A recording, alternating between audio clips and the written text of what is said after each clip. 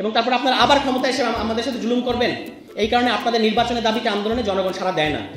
এই কারণে আপনারা 7 জানুয়ারিতে ফেল করছেন। স্বীকার করেন আপনারা কেন 7 জানুয়ারির আগে যে দামি নির্বাচনের কথা আমরা বলি, আপনারা তো দামি আন্দোলন করেছেন। আপনারা দামি আন্দোলন করেছেন যে স্যাংশন দিবে আমেরিকা এবং সেই স্যাংশনের ইয়েতে এখানে আওয়ামী লীগ করে যাবে, তারপর সুষ্ঠু নির্বাচন হবে। এবং আপনারা পরে অভিযোগ করেছেন যে ঢাকা শহরের মানুষজনরা আমাদের কেচি গেট খুলে দেয় না, আমাদের নেতাকর্মীরা দৌড় খাইছে এবং ঢাকা শহরের মানুষের এত খারাপ যে তারা আসলে আমাদেরকে কেচি গেট খুলে দেয় নাই। দিবে না তো আপনাদেরকে কেচি গেট খুলে, কারণ আপনারা তো তার জন্য আন্দোলন করতেছেন না। তাহলে জুলাই মাসে অপরিচিত ছাত্ররা যখন রাস্তায় ডাকলো মানুষজনকে, জনগণকে ডাকলো, এই ছাত্রনেতা আসিফ 2 দিনের ছেলে, তাকে কেউ চিনতো? সে যখন ডাকলো যে ছাড়তে হবে ক্ষমতা, ঢাকায় এসে জনতা লক্ষ লক্ষ কোটি কোটি মানুষ কেন রাস্তায় নামছে? একটু পার্থক্যটা বোঝার চেষ্টা করেন। 36 বছরের বর্ষিয়ান রাজনীতিবিদ, একটু বোঝার চেষ্টা করেন পার্থক্যটা। এটাই হচ্ছে পার্থক্য। 36 বছর আর 36 দিনের পার্থক্য এইখানেই। এই 36 দিনকে অবজ্ঞা করে আপনারা রাজনীতি করবেন? আমাদেরকে আর মহড়া দেখায়েন না। ক্যাম্পাসে ক্যাম্পাসে আপনাদের ছাত্র সংগঠনগুলা আজকে যে ধরনের সন্ত্রাস করতেছে, আপনারা একটা জিনিস মনে রাখবেন, এখানে আওয়ামী লীগের বিরুদ্ধে গণ অভ্যুত্থান ঘটার আগে ছাত্রলীগের বিরুদ্ধে ক্যাম্পাসে অভ্যুত্থান ঘটেছে। ছাত্রলীগকে আগে ক্যাম্পাস থেকে বের করে দেওয়া হয়েছে। সেরকম পরিণতির দিকে আপনারা যায়েন না দয়া করে।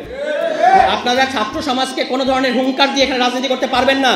আপনি ছাত্রদল হন, ছাত্র শিবির হন, অন্য যে হন, ছাত্র সমাজের গায়ে একটা ফুলের টোকা দিয়ে এখানে কোনো ধরনের রাজনীতি আপনি করতে পারবেন না, এটা পরিষ্কার।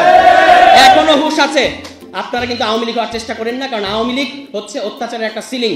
ওই সিলিং আর আপনারা পৌঁছাতে পারবেন না। এর চেয়ে দুর্বল হবেন, এর চেয়ে দুর্বল হয়ে কিন্তু পারবেন না। ফু দিয়ে উড়িয়ে দিবে বাংলাদেশের জনগণ, ফু দিয়ে উড়িয়ে দিবে আপনাদেরকে বাংলাদেশের জনগণ। সুতরাং যদি রাজনীতি করতে হয় জনগণের অধীন থেকে রাজনীতি করেন। জনগণকে হুঁশিয়ার করবেন না, জনগণের অত্যাচার করবেন না, জনগণকে কোনো ধরনের।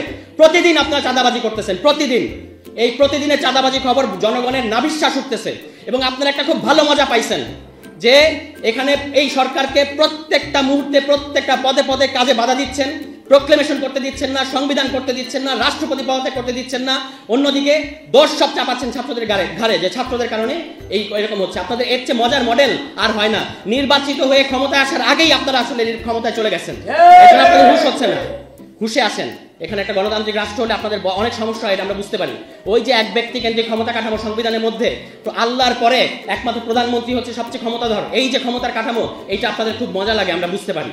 কিন্তু এইবার আর আমরা এটা করতে দিব না।